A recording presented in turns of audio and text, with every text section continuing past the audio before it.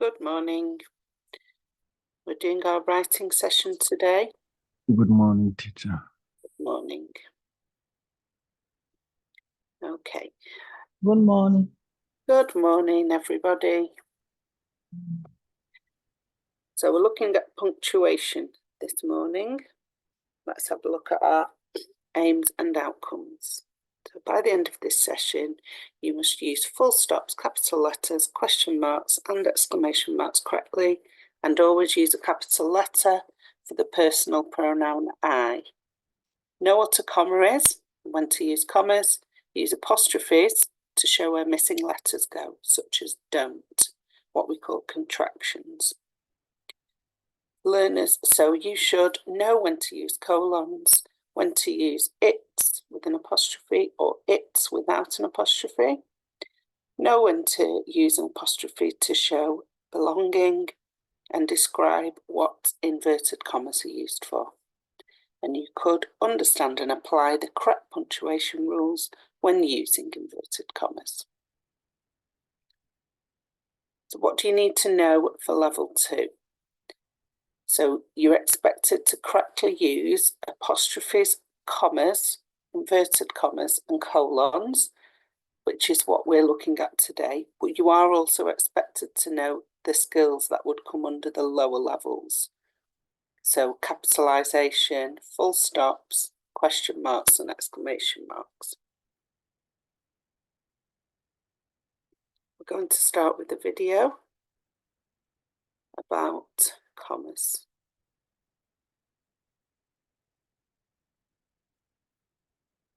Commas. A comma marks a slight break between different parts of a sentence and, when used properly, can make the meaning of a sentence clearer. These are the main cases when you need to use a comma. In lists. In direct speech. To mark off parts of a sentence. Using commas to separate items in a list. Example. Don't forget the passports, the tickets, the travel guide and the money. You usually don't need a comma before the final item in the list. However, in some cases, it can improve the understanding. Example. There's a choice of tuna, beef and ham and cheese. The comma makes it clear that ham and cheese is one filling and not separate items. Using commas in direct speech. A comma is used to introduce direct speech and at the end of a passage of direct speech. Examples.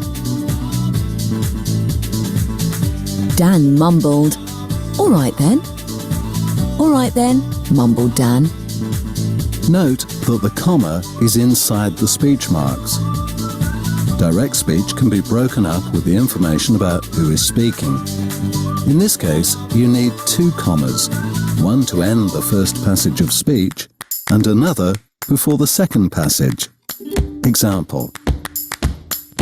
"Yes," she said, "I will marry you." Using commas to separate parts of a sentence. Commas are used to separate a part of a sentence that is an aside and not essential to the understanding of the main sentence. Example. She will, of course, be travelling by car. Commas are also used in complex sentences to separate the subordinate clause from the main sentence. Example. If you build it, he will come. The comma is used when the subordinate clause comes at the beginning of the sentence. If the main sentence appears first, a comma is not normally needed. If the subordinate clause appears in the middle of a sentence and is non-essential, it is separated by a pair of commas. Example. Greg, who has 2 kids, works nights. The main sentence is Greg works nights. The fact that he has 2 kids is extra non-essential information, so we separate it with commas. If the clause contains information that is essential to the meaning of the sentence, commas are not used. To check if you've used a pair of commas correctly, try removing the information within the commas altogether, and then see if the sentence still conveys the same meaning. To recap, commas are used in 3 main ways. In lists, I would like a sandwich, crisps, and a drink. in direct speech, I would disagree, said Martha. and to mark off parts of a sentence. My uncle, Jim, is coming to stay.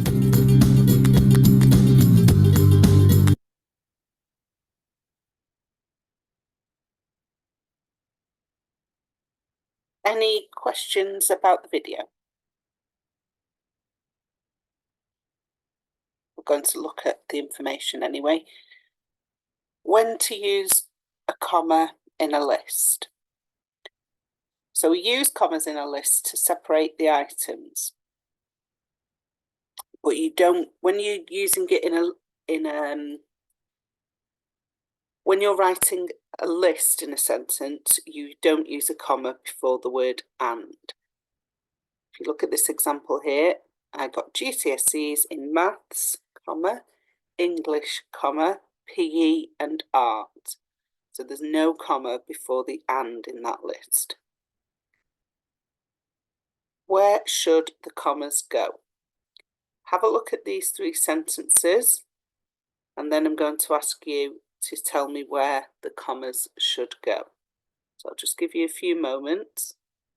Between Monday and Tuesday. Okay, if we just give everyone a few moments, and then you can give me your answer. Just give everyone a chance to have a read of them.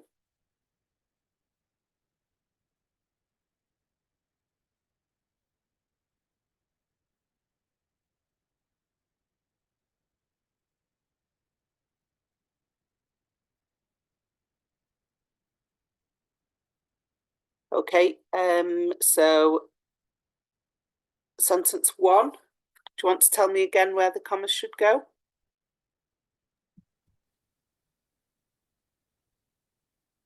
Monday, comma. Yeah. Any others? No. Well done. So because we've got an and after Tuesday, we don't use a comma there. Good. Second sentence, you can park in bay 3, 4, 5, 3, 4, 6, 7, or Yeah. no. Between all of them. 3, 4, 4, 6, 7. 3, 4, 5, 6. Okay. Yeah. Good. Well done. And 3, bring some ID such as a passport, driving license, or bank card. Passport, driving license,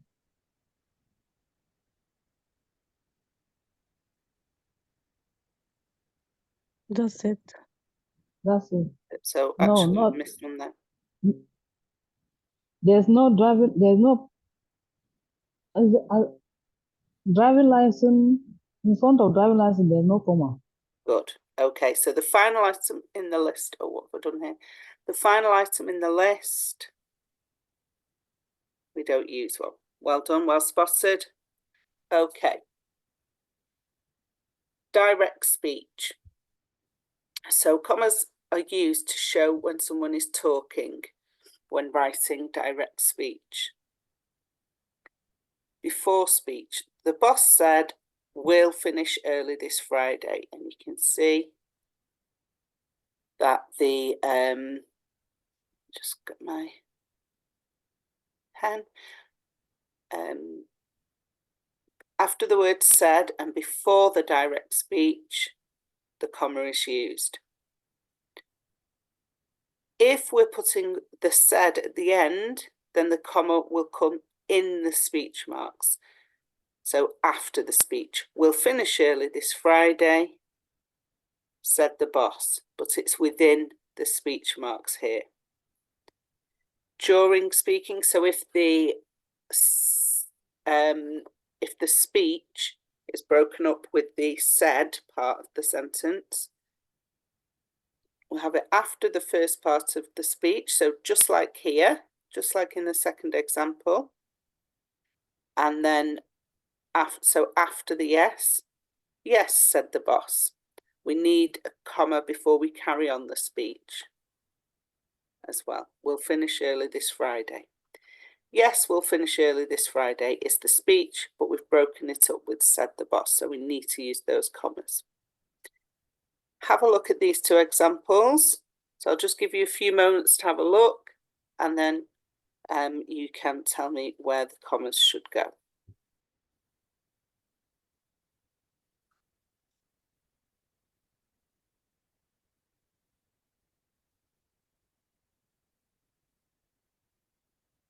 Okay, so Ben asked, what time does the shop open? Where would the comma go in that sentence? After been asked. Good, after Ben asked. 9 on weekdays, replied Raj, but it's 8 at the weekend.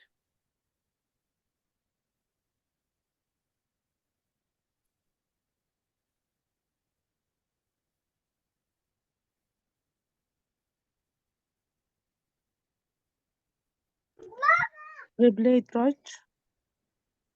Pardon? After replied Raj. After replied Raj, yep. So we have one comma there, but there's another one. So well done. That's the second comma that should be there. Where should the first one go?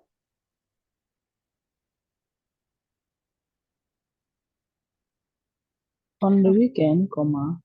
Good. And it's within the speech marks, the inverted commas. Well done.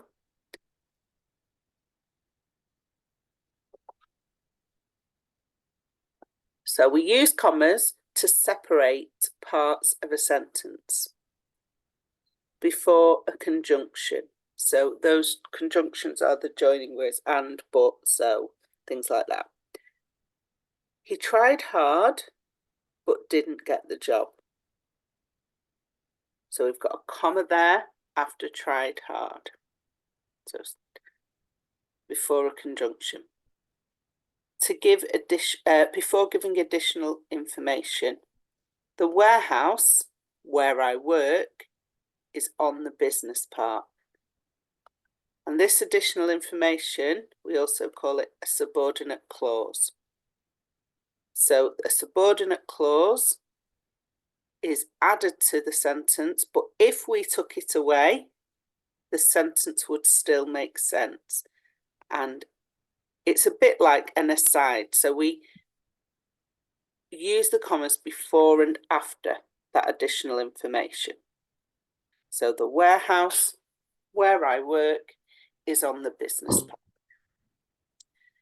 And to join two statements. Before starting work, comma, I go to the gym. And when addressing someone or after introductory words. So, Bina, can we postpone our meeting? Yes, that's a good idea. Any questions about those uses of the comma?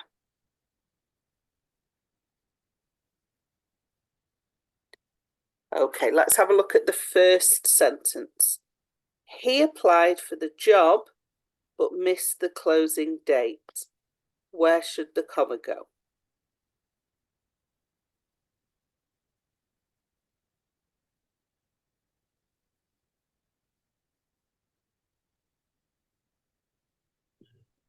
The job. Good, after job. So it's before the conjunction. Well done. He applied for the job, but missed the closing date. Okay. Number 2, the interviews for the warehouse jobs will be in the main office.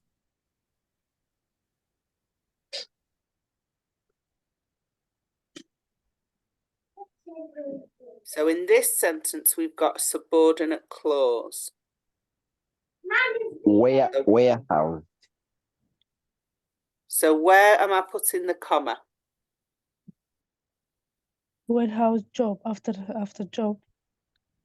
So after jobs, but we've got a subordinate clause in the middle, so we need one before that. As we need one somewhere else at the beginning of this sentence as well. The interviews for the Interview. warehouse jobs The will be interview, in the main comma, office. The interviews, good. So comma.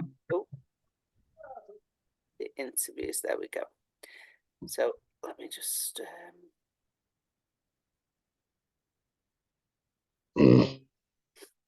just going to get rid of that because it looks like a semicolon. There we go. There we go. So well done. So if I got rid of that middle bit of the sentence, so if this wasn't there, the sentence would make sense on its own. The interviews will be in the main office. So we know that's a subordinate clause because we could take it out and the sentence would still make sense. But we need to separate, so we need to separate it from that main part, the main clause of the sentence, and we use the commas to do that. Well done. Number 3, in a hard contest, our company won the export prize.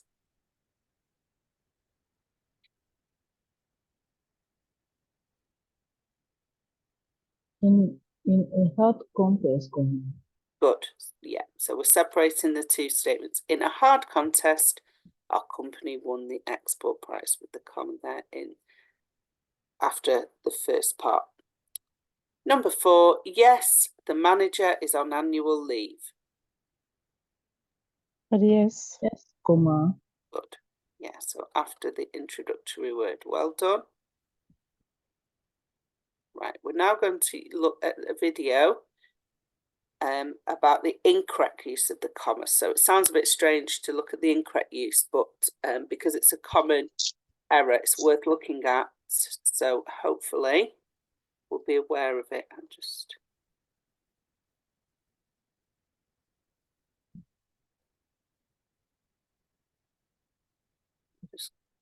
bear with me. I can only open one video at a time, so.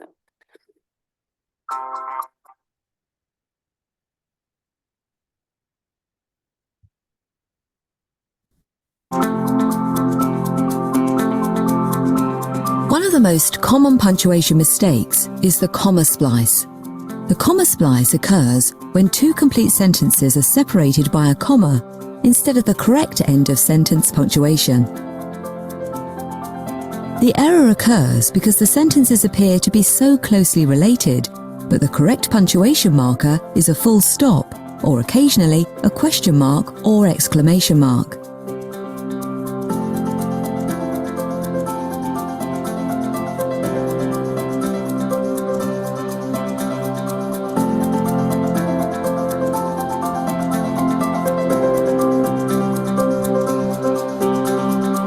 Alternatively, you can combine the sentences into one compound sentence. Compound sentences are joined by one of the 7 coordinating conjunctions. For, And, nor, but, or, yet. so. The first letter of each of them spells fanboys. For example, Jake works 6 days a week, but he gets Mondays off. a comma is usually placed before the conjunction unless the two sentences are very short.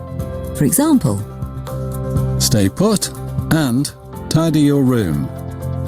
alternatively, you can combine two ideas into one complex sentence using a subordinating conjunction, such as if, While, although, because, and since.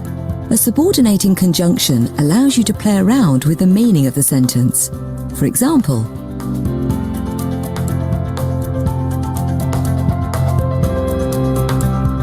It promises to be a good weekend if Ethan and Hetty are coming to stay.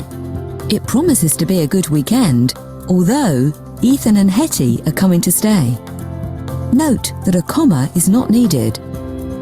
A complex sentence can begin with the subordinating conjunction reversing the sentence. For example, Although Ethan and Hetty are coming to stay, it promises to be a good weekend. if Ethan and Hetty are coming to stay, it promises to be a good weekend. If you're starting a complex sentence with a subordinating conjunction, a comma is used. To recap, avoid the comma splice. Never separate two complete sentences with a comma. Use the correct end of sentence punctuation or an appropriate conjunction. My day is usually very busy, yet I find it quite fulfilling. While my day is usually very busy, I find it quite fulfilling.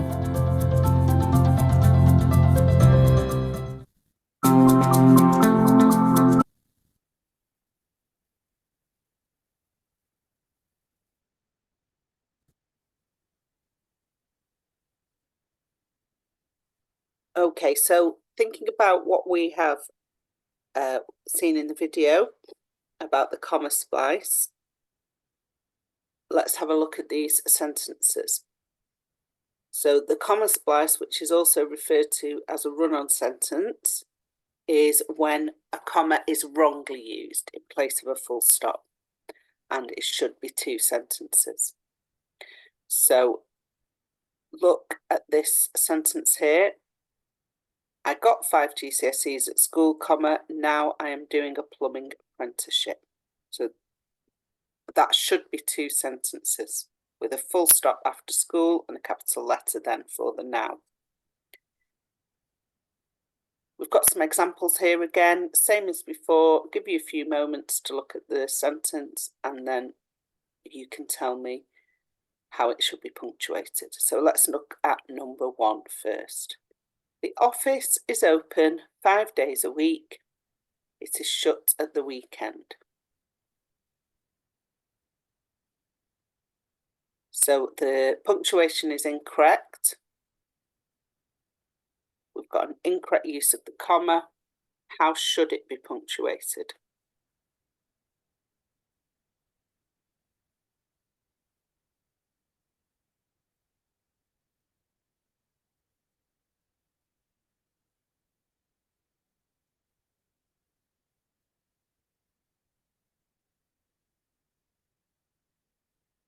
So this comma here, what should it be instead?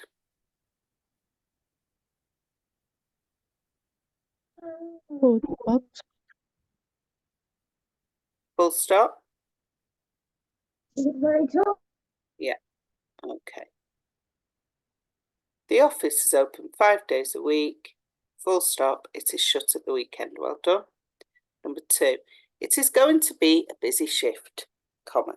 There are 20 orders to process.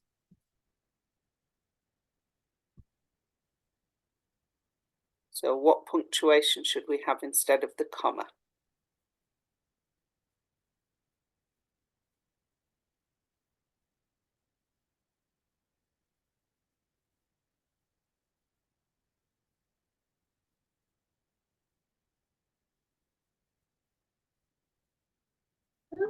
What's about it? Full stop? Yeah, After. well done. Yeah, full stop. And do the urgent orders first. We can sort the others. We can sort out the others later. So again, what punctuation should we be using instead of the comma?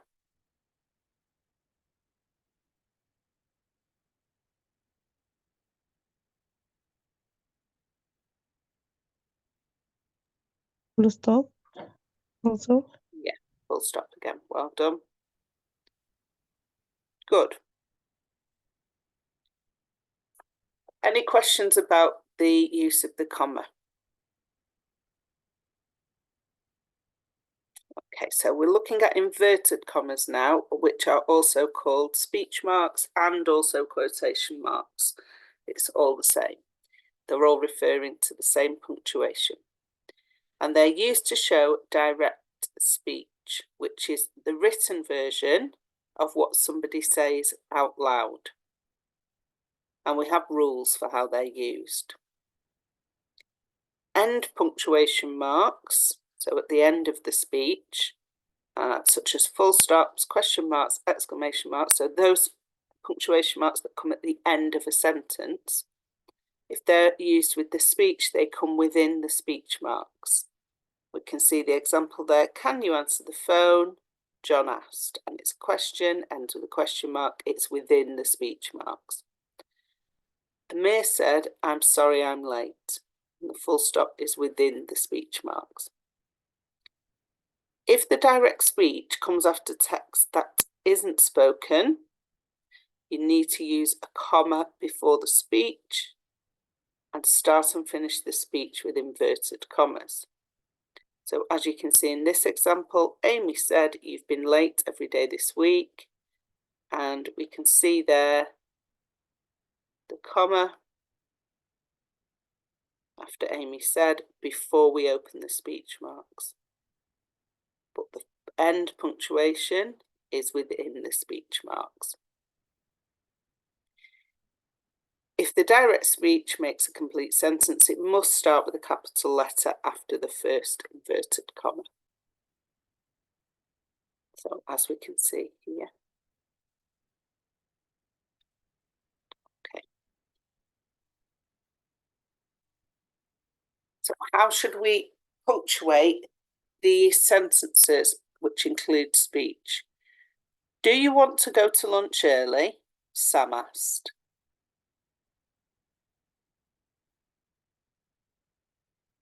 So what punctuation do we need to put in?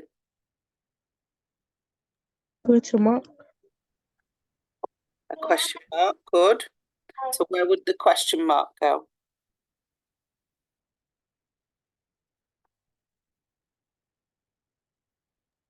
Lunch early. Good. So after the word early, excuse my writing on the screen there, that should look like a question mark. Good. Do you want to go to lunch early? Sam asked. What other punctuation do we need? So we're focusing on this slide with inverted commas or speech marks. So we're going to need to put some speech marks in. Where should they go? Think about what words are spoken out loud in that sentence.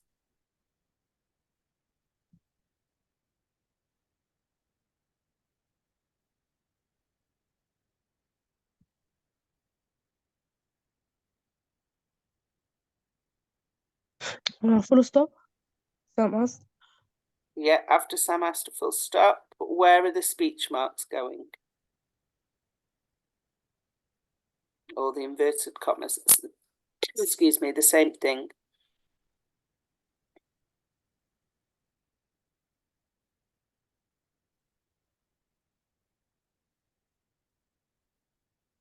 So what part of that sentence is Sam saying out loud?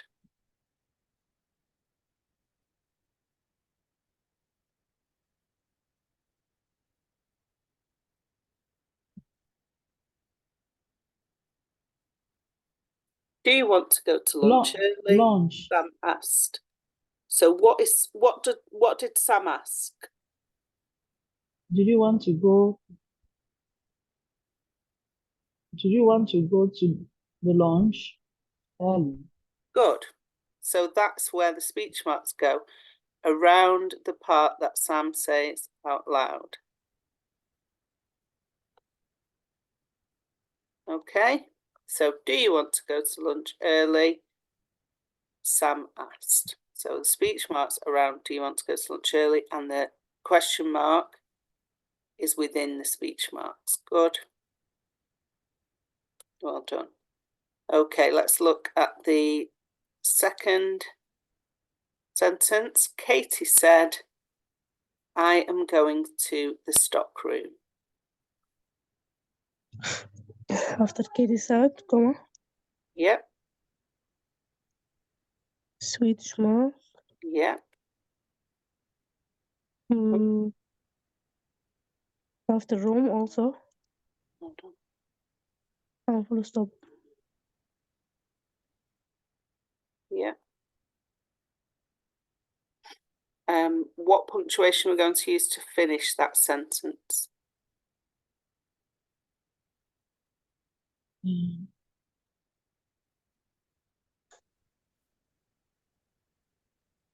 Full stop. Yeah, and the full stop needs to be within the speech mark. So before you write the speech marks. Good. Right. Just need to put those back in. Has something happened there?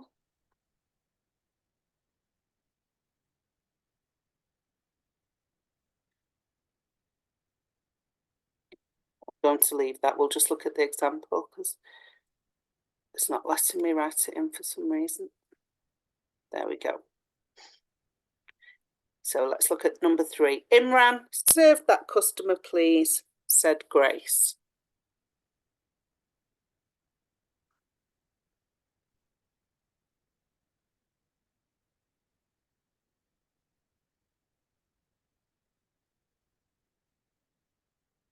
So what punctuation do we need? Definitely speech marks, but also some other. Iran, serve that customer, please. Speech mark. Good. And any other punctuation that we need? Full stop. Said Grace. So after said Grace, we need a full stop. Any other punctuation that we should have in that sentence? After please, comma. Yeah, good. And there's one more comma that should be in that sentence. Imran, serve that customer, please, said Grace.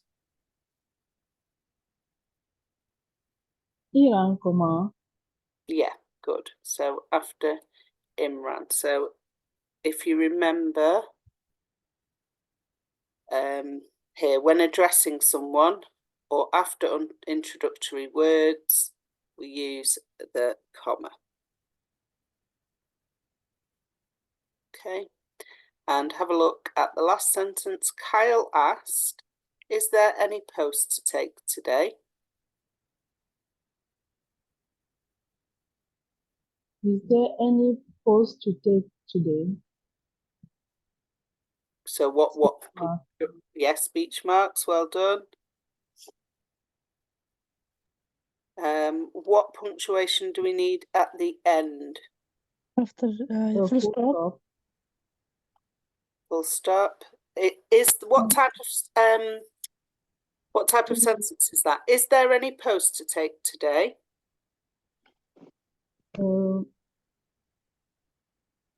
Question mark. Yeah, good. So a question mark before the speech marks. And after Kyle asked, what should we have? A comma. Good. Comma. Yeah, well done. Let's just check.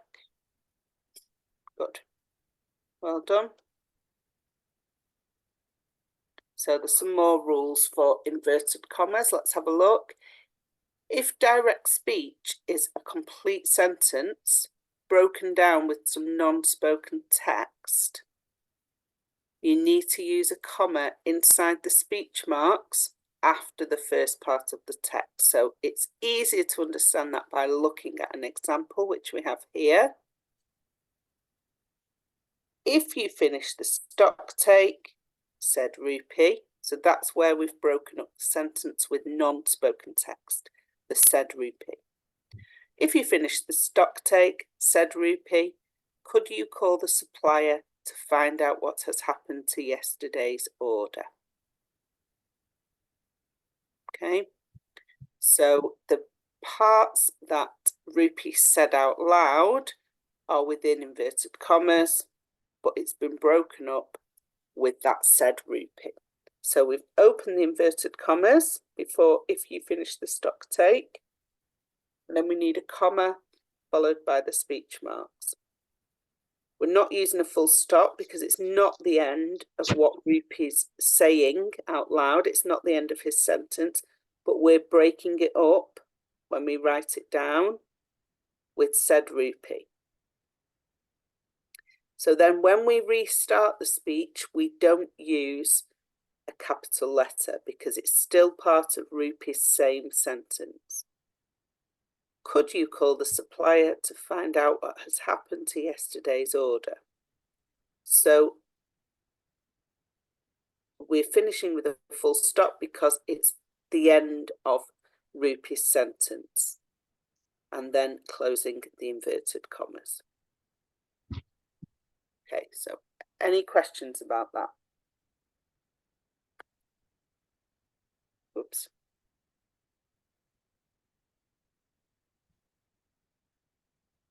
Okay, so we're going to use that to punctuate these sentences. So the first one, can you stack the shelves first, said Jenny, then tidy the storeroom.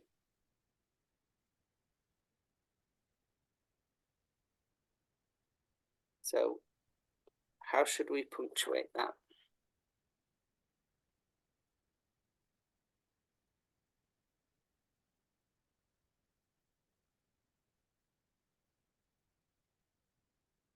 Can you stock the shelf first, comma,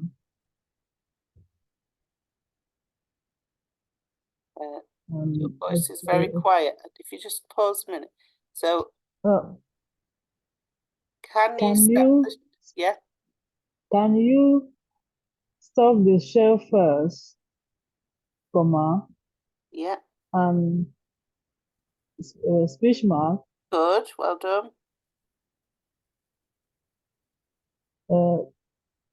said Jenny, then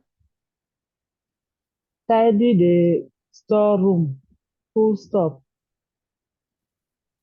So we need some more speech marks because Jenny started speaking again. So yeah, so, then.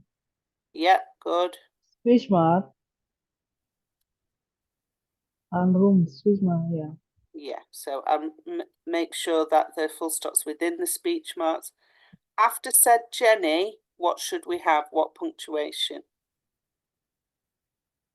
Comma, Jenny. Good. Well done. Yeah. And what about the start of the sentence? What's wrong with that word can?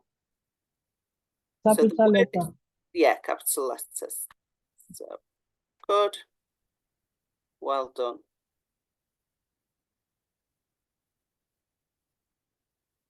Okay, number 2. Sorry to interrupt, said Tom, but can you show me how to use the scanner, please?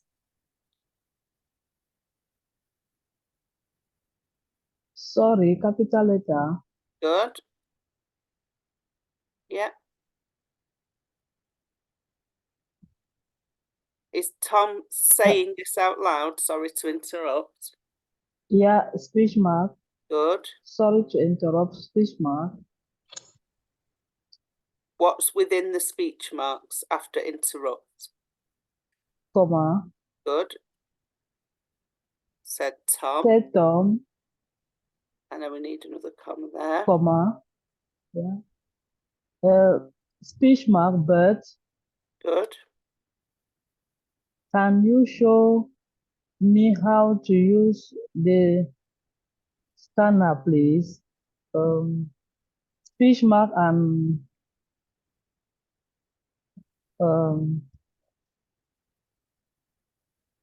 question mark.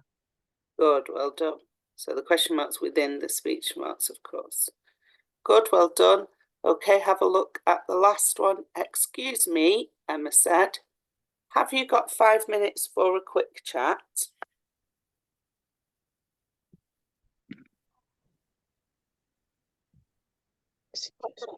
I'm going to show you this one because I'm just looking at the time. So have a look there. So, excuse me, Emma said. Look at that comma there. It's in the speech marks. Have you got 5 minutes for a quick chat? Okay, good. Right, so using inverted commas, the third way you might use them is, excuse me, when quoting a source. So, as you can see here, this is an extract.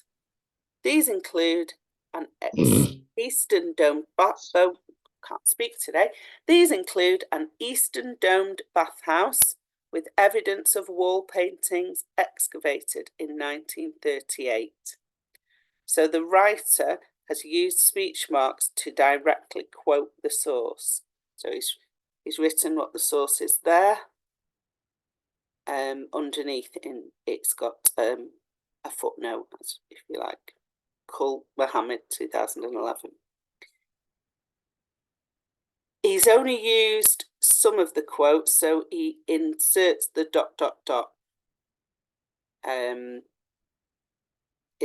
Sorry, we're going to look at the next one now. So because he's not used the whole quote in the next example, the missing parts are shown by 3 dots. Okay, only ever 3, not 5 or 2, just using 3. They were used in complex urban sequences, as well as undertaking hand-drawn building elevations and plans of the exposed structures. So again, that is a quote. So the speech marks are there, or quotation marks as they are sometimes called. But you need to remember that when you paraphrase a source, so you are putting what was said into your own words, you don't need any speech marks. You could still reference it, like here. You could still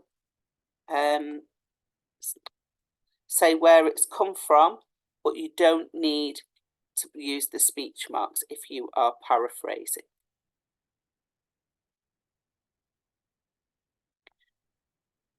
Inverted commas can be used for other effects. Sometimes you'll see single speech marks as well. To show something is a title or a name. The little steamer crosses the river up to 12 times a day. So the little steamer is an informal name for a boat that crosses the river. So they've just given it those single inverted commas. Also, to cast doubt on something, sometimes using sarcasm. The so-called bill is nothing more than a smoke screen. So so-called is in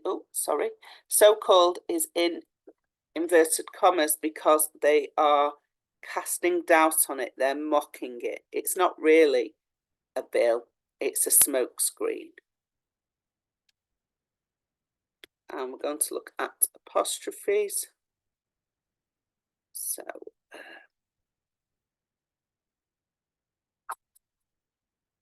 with you.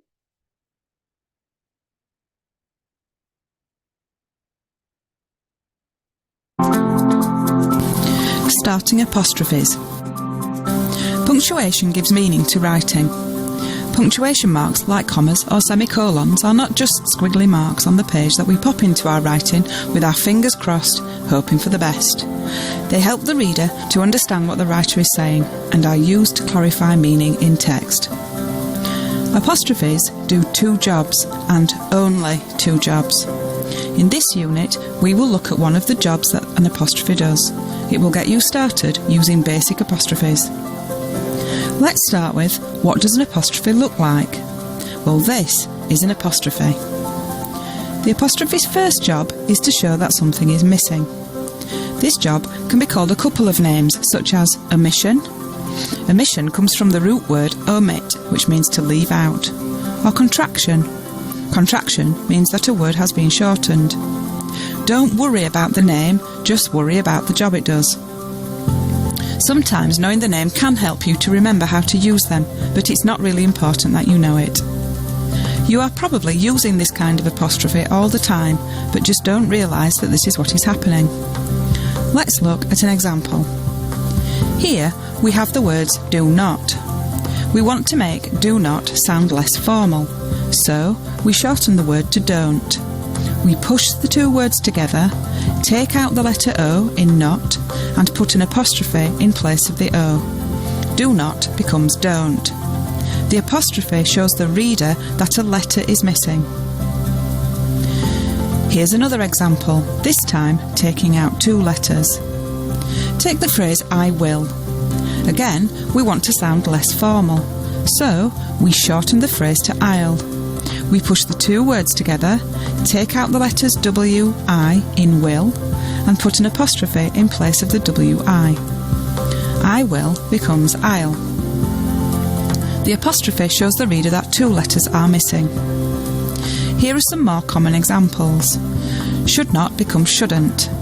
We have becomes we've. They are becomes their. It is becomes its. She had becomes she'd. Take care with these. Cannot is can't. Here you aren't putting two words together, just replacing missing letters with the apostrophe. Will not becomes won't. This is an irregular example and doesn't follow the rules. You need to learn this one. Must not, mustn't. This looks a bit strange when written, but it does follow the rules. Stick to what you know about these kinds of apostrophes and you can't go wrong. Shortened words are more common when we speak. We usually use this kind of apostrophe when we are writing something informal, such as a letter or email to a friend. Don't use shortened words and this kind of apostrophe in formal writing, such as a letter to someone you don't know, or in an essay or a report at work.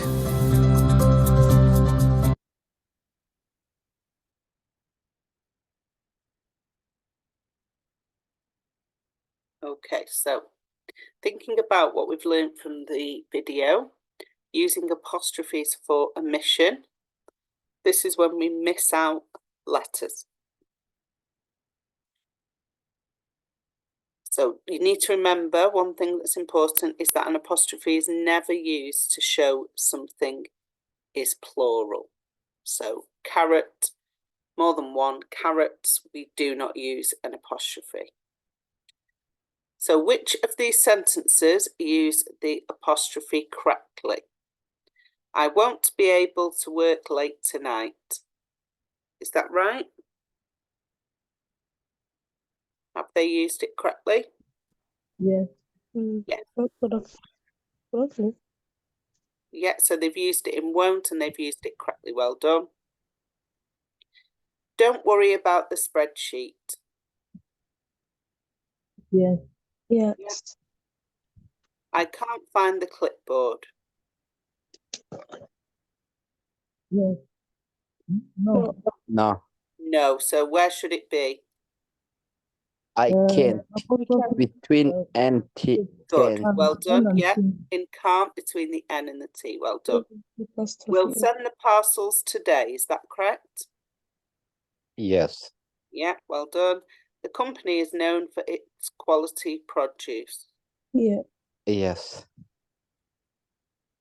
It is. So in its, we never use an apostrophe to show possession for the word it.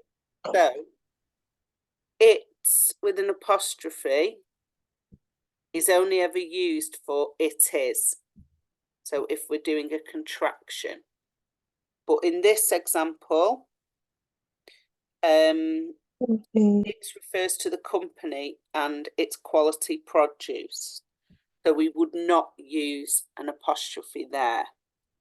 So to distinguish between its, it is, and its showing possession, we only use the apostrophe for the contraction. So if it doesn't mean it is, then it should not have an Okay. apostrophe. I'll be at lunch from 12 until 1. Correct. Yeah, correct. Well done. So we've got another video. It is 10 to 10 now. We've still got, there's a lot of content today. If you do need to go at 10, that's fine. The session is being recorded, so it will be available via the online learning environment next week, so you can catch up if you do need to go at 10.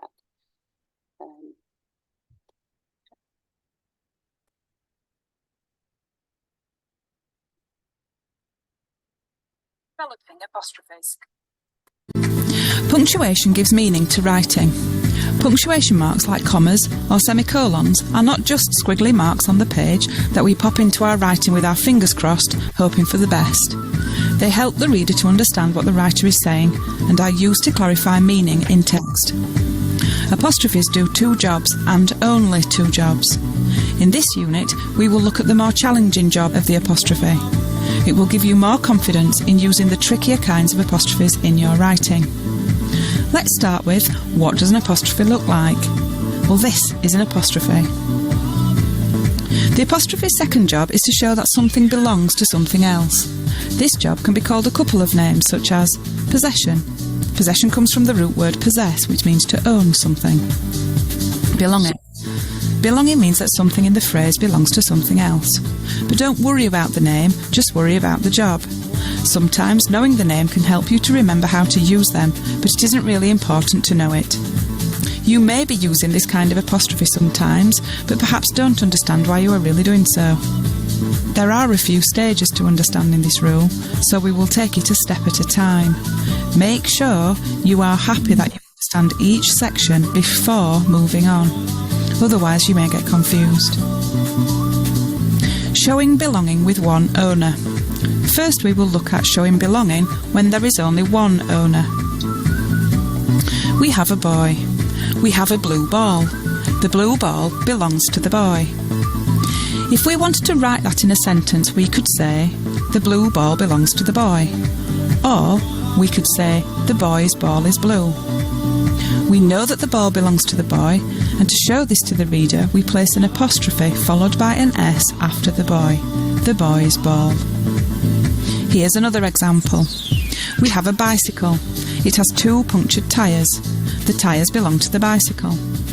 If we wanted to write that in a sentence, we could say, the punctured tyres belong to the bicycle. Or we could say, the bike's tyres are punctured. We know that the tyres belong to the bike, and to show this to the reader, we place an apostrophe followed by an S after the bike.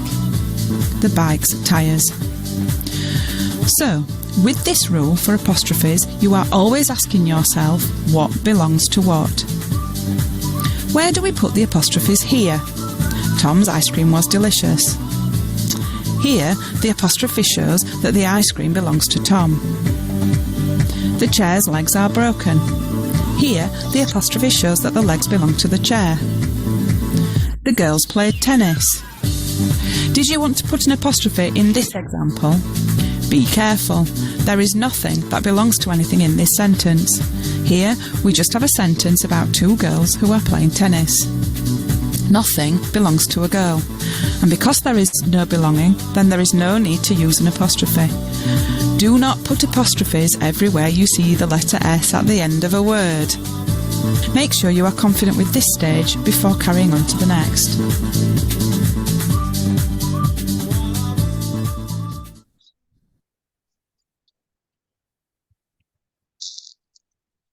Okay, so any questions about that video? No. Okay, so possession means belonging to something, and when the apostrophe is used for possession, that means it's used to show belonging. So which of these sentences use the apostrophe correctly? Simon's car broke down. Correct. Yep, so the car belongs to Simon, so we've got an apostrophe to show that. The company's factory is purpose-built.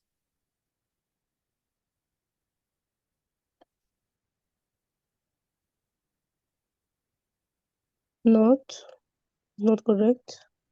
The company. So why do you think it's not correct? Does anything in the sentence belong to the company?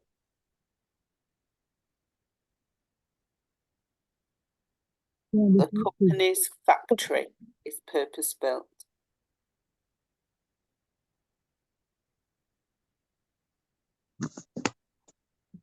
So the factory does belong to the company, doesn't it? Just Okay. between brackets. Yeah, so it is correct in that example. The black shoes aren't mine. So does anything belong to the shoes? No. No. We've got an S because there's more than one shoe, but nothing belongs to it. It's just more than one. So that means it has been incorrectly used there. We never use it to show more than one. These are Ben's keys. That's correct. Yeah, because the keys belong to Ben. Yeah. The woman's bicycle was stolen. So does something belong to the woman?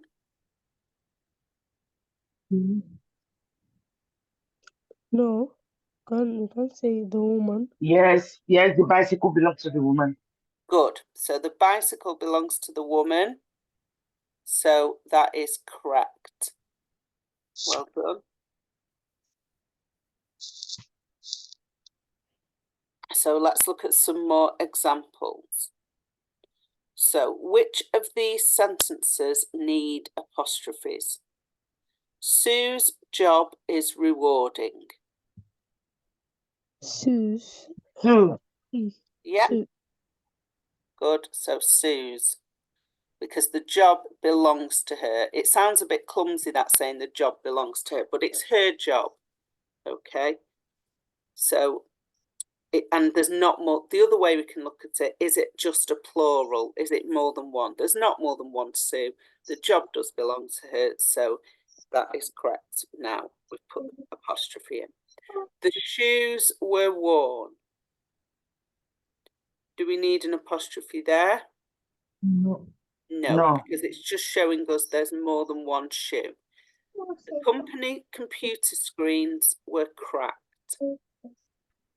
Computer. So, does No. this need an apostrophe? No. No. No, it's just showing us there's more than one. The computer screens. Okay. The company's head office is in London. Yes. So it's not more than one company, it's only one company, and we're talking about their head office that belongs to them. Good, well done.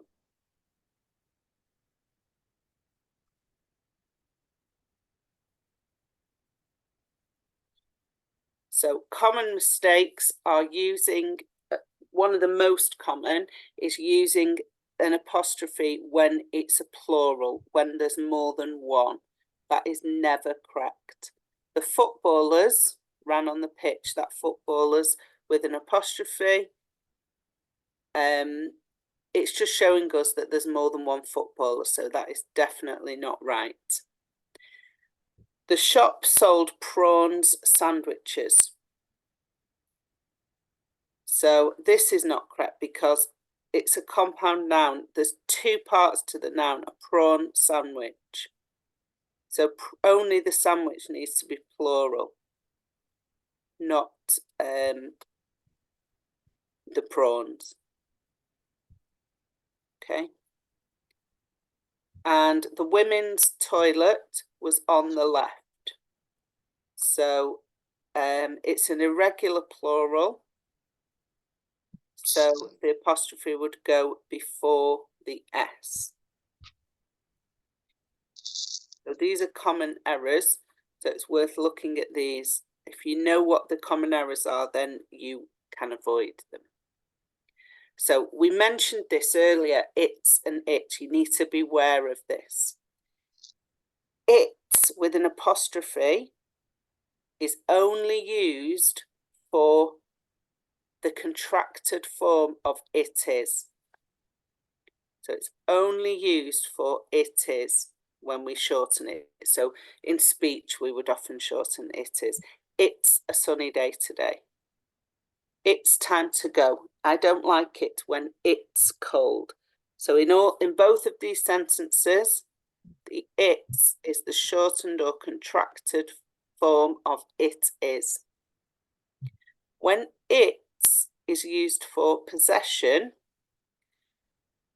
we never use an apostrophe. The dog chased its tail. So the tail belongs to the dog. We don't use an apostrophe with the word it. Its strength is its accuracy. So whatever it is, we're just saying that it has strength. The strength belongs to it. It does not need an apostrophe. So only for it is. So when you're reading the sentence, or if you're writing a sentence, think to yourself, could I change it to it is, and would it make sense? If the answer is yes, then you need to put an apostrophe in it. If the answer is no, it's showing possession, then no apostrophe. Now, this is such a common mistake that even native English speakers will make this mistake, and you often see it on signs, on menus, in all sorts of places you will see the mistake, but you are going to learn how to use it correctly. Okay, so it with an apostrophe only for it is. So learn that rule and then you won't go wrong with that. So colons, the two dots, which you can see, colons are used like this. You can see them there. To introduce lists. For example, there are 3 flavours available: vanilla, mint choc chip and strawberry. To introduce numbered lists or bullet points. So as in this list here. So we've used this apostrophe to introduce these bullet pointed examples. Avoid using unnecessary colons though, where a regular sentence would do. So for example, I want a coffee, a sandwich and a bag of crisps. We wouldn't use one there. Colons are sometimes used to introduce speech as well. So you will see that as well. Shakespeare said, all the world's a stage. Okay, so let's look at this a little bit more. And we'll correct the errors. So you need to bring the following items: a sleeping bag, a torch and waterproofs. We need to bring column. So where would the colon go? After the items. Good. A sleeping bag, a torch and waterproofs. Good. The Model T, which was invented, the Ford Model T, which was invented in the early 20th century, wasn't on display.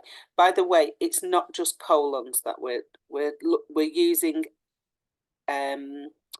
all the things we've learned this morning. So it could be a comma or speech marks or something else, or a colon.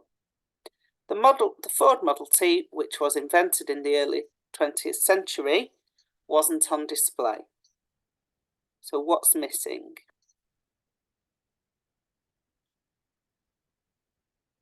So I'll give you a clue. It's going to come after the word century.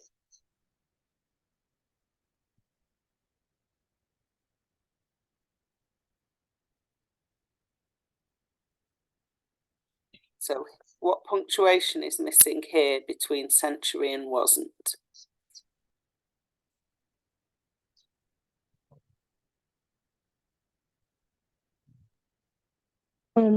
Speech marks. No, there's no speech in that sentence. The Ford Model T was invented in the early 20th century, wasn't on display. So we've got a subordinate clause here. Oh, it's a bit tricky to underline with this, but you get what I'm doing. So that's a subordinate clause. We could take that part out and the sentence would still make sense. The Ford Model T wasn't on display. So what punctuation do we use before and after a subordinate clause? So we've got it before here.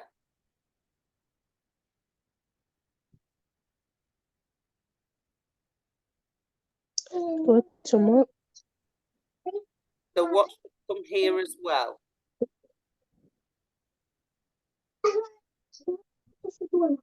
Yeah. So if we have a subordinate clause, then the before and after the subordinate clause, we use commas. So we've got one here, the Ford Model T, comma, which was invented in the early 20th century. We should have another comma, wasn't on display. Okay, in the words of Oscar Wilde, I'd rather be somewhere else. So what's missing there?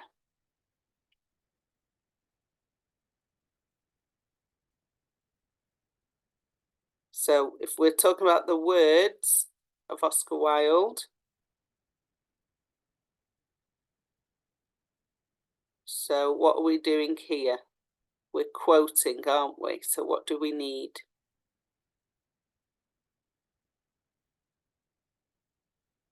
If we're using a quote of what somebody has said, what do we need to use around those words?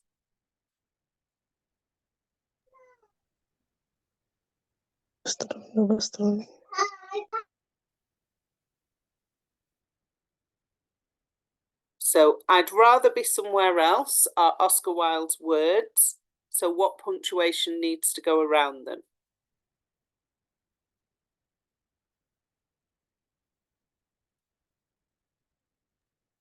Apostrophe. Not an apostrophe. What do we use to show speech? Speech mark. That's good. So in the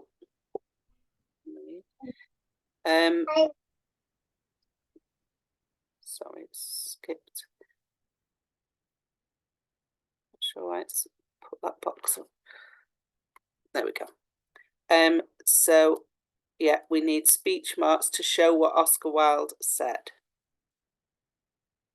Okay. Next one, Granny Smith apples are £1.85 per kilo. What's the error in that sentence?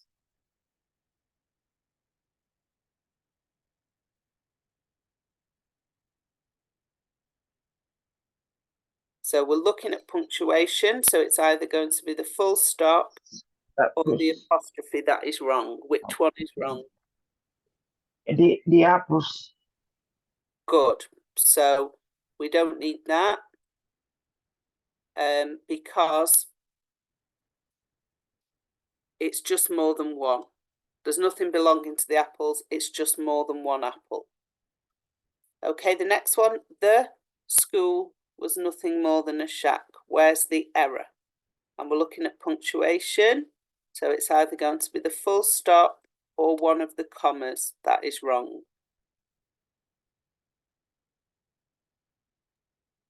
The comma. Yep, the comma. Which one is which one or both of them? The comma after the comma after the. Yeah, so we don't need that. Do we need one after school? No, we don't need one there either. We don't The need school that. was nothing more than a shack. Well done. The children's clothes needed washing. So there's something missing. Children's. Good. No need us. Without S. Pardon? We do need the S because Say children. we're showing belonging. The clothes belong to the children. Children. So what do we need to put here in children's? Because it's showing possession. The clothes belong to the children. So what do we need? Well, what punctuation do we use to show possession?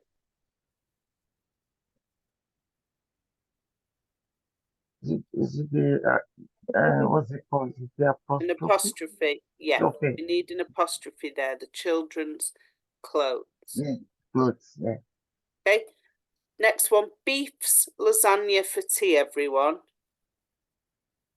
So we're looking at punctuation. Which one is incorrect? I think it should be beef. It should be beef. It should be beef. Well done. So we don't need that. Good. The dog loved to chase its own tail. So we're looking at this. That. Yeah, that. It should Yeah. no apostrophe. Good. It's Because it doesn't mean it is. yeah. So it doesn't need an apostrophe. Because it belongs to the dog. Exactly. The tail belongs to the dog, and we don't use an apostrophe when we're showing possession with the word it. Okay, so there's the answers, but we got those anyway. So what do inverted commas do? Show possession, separate lists, show omission, or show direct speech.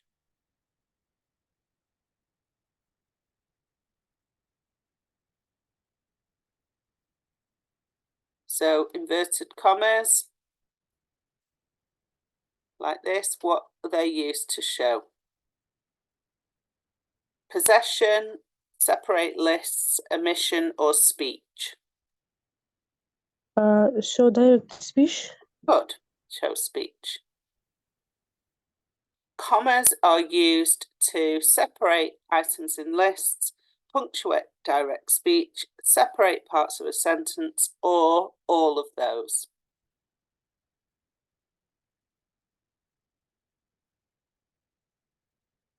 So do we use commas to separate items in lists?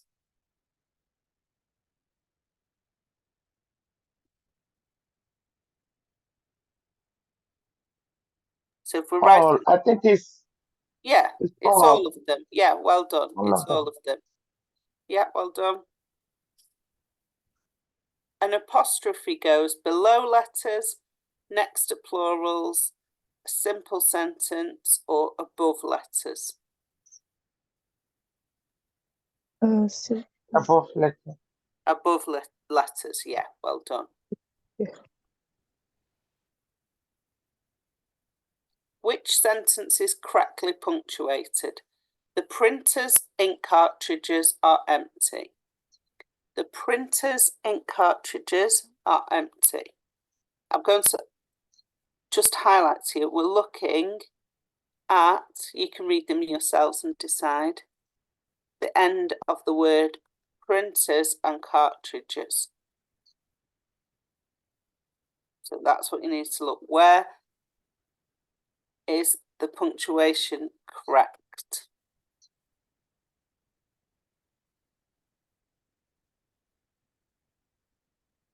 So we've got something belonging to something else, and we've got a plural. But which is which?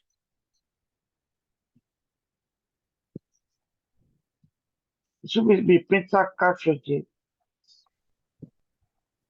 So A, B, C, or D? C. The printers. Good. C. Printers. Because the cartridges belong to the printer. To the printers. So the printer has an apostrophe to show possession, but the cartridges is a plural, so it does not need an apostrophe. So well done. Which sentence is correctly punctuated? So again, if you have a look at them and decide.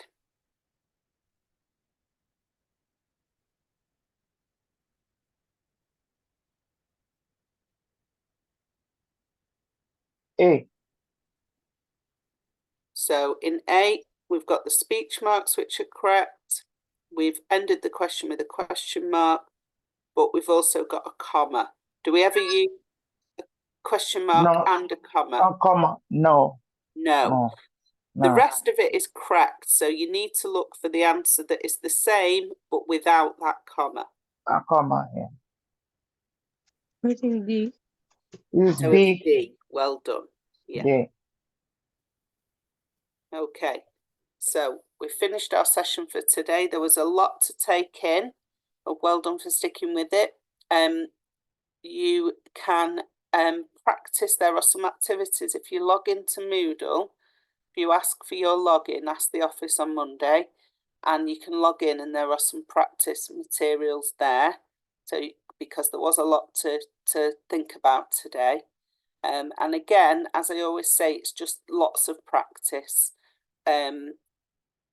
Read it when you're reading, look out for what we've been learning in our writing sessions as well as our reading sessions. Because in what you're reading, you'll be able to see the use of apostrophes and speech marks and colons and so on. So that can help you to learn how to use them yourself. Any questions before we finish? Where can I find this record session, please? So when you, if you log into Moodle, which is the UK Versity online learning platform, you'll need a login from the office. So they'll be open tomorrow. You can ask for that. And when you log in, they will put the recording on to there. So you'll be able to access it from there.